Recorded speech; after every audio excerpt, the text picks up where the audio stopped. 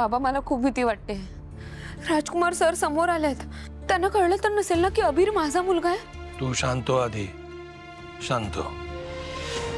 त्याला अजिबात संशय आलेला नाहीये, कारण अबीरशी माझं काय नातं आहे हेही मी त्याला काही तिथे बोललेलो नाही। आणि योगायोगाने अबीरनेही काही सांगितलं नाही की त्याचं माझ्याशी काय नातं आहे। तेव्हा निवांत राहा। पण असं किती दिवस चालू राहणार आहे बाबा?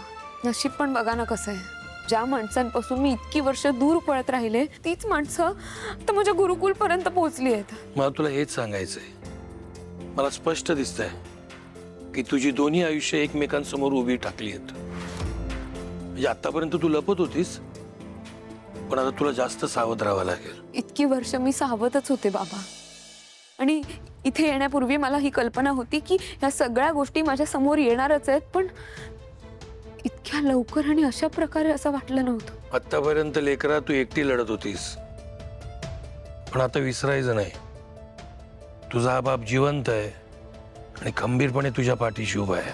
हो बाबा, पण प्रश्न फक्त अबीरचा नाहीये, मला वेगळी शंका येते।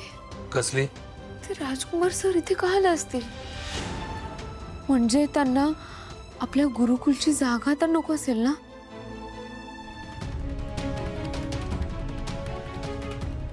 राजकुमारचा डोळा त्या गुरुकुलच्या जागेवर असेल तर माझ्या सावलीला तो पूर्णपणे उद्ध्वस्त करेल, पण तीच जागा जर अधिकृतपणे मी अबीरच्या नावावर केली तर राजकुमार अबीरला काही करू शकणार नाही।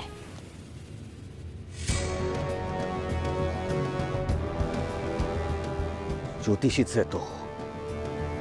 पण हे बघ राजकुमार, असेल तो ज्योतिषी, पण हे बघ, ज्योतिषाने सांगितलेलं प्रत्येक भविष्य एव्हरी टाइम खरंच होतं असं काही नसतं रे। त्यांनी केलेली भविष्यवाणी आतापर्यंत खोटी ठरलेली नाहीये मोनिका।